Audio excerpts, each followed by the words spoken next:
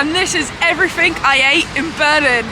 This is my first full day in Berlin, and we are in the unofficial Chinatown, and we're going to Ninhao, I hope that pronunciation's right, for my first ever hot pot and my first lunch in Berlin. Let's go. So I was super excited to eat this hot pot as I'd never had one before, which was completely criminal. It was about €25 for all you can eat. You got to pick 2 broths. We went for the coconut milk curry, which really gave like a cow soy vibe for me, and the meat and tomato broth. You could order everything from beef to lamb to duck blood to lotus plant to tofu, you name it. They also let you stay for 3 hours, which I think is a really long time. It was enough for me to feel absolutely stuffed. I definitely recommend this place, and we basically had the restaurant to ourselves. Today I'm trying out locale, modern European seasonal plates, and everything's from the local produce, so I'm excited to get in and give it a go.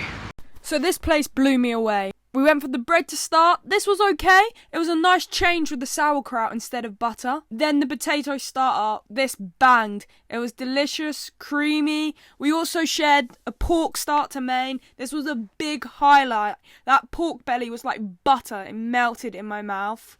Then for the main, me and Will shared the duck. This was amazing. I was surprised at how gamey the duck was, but it was complemented with all the sweet elements and a nice salted kind of shredded duck that went along with it. Will literally made fun of the salad when it came over, but we were shoveling it down because the dressing on it was literally delicious. And we also had a little potato gratin on the side. It was very creamy, lots of rosemary. This place, I would literally go back tomorrow if I was in Berlin. Now I'm going into the market hall in Berlin. I've heard a lot about this place and I'm going to eat a lot. So I really loved this place. I could have spent the whole day there. You can get your groceries, delis, street food. We decided to start with Baller's Place. We went for the Berliner balls, it only felt right. It came with a potato salad, some gherkins, a kind of tartar sauce vibe, and mustard. This is just the kind of food my belly was craving in Berlin, and I washed it down with a nice cold beer.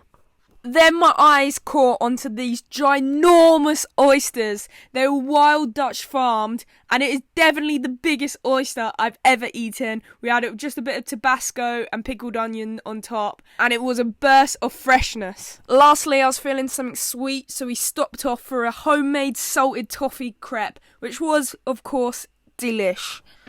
We also hit up Haku Ramen. This place was super busy and somehow we managed to get the best seats in the house. We also had some of these ribs which were, oh my god, falling off the bone. So amazing. And some kimchi. My ramen was splendid. It's been super cold in Berlin, so this is exactly what I wanted. Whilst I was there, I also made a reel about the most famous kebab in Berlin, so make sure to go check that out.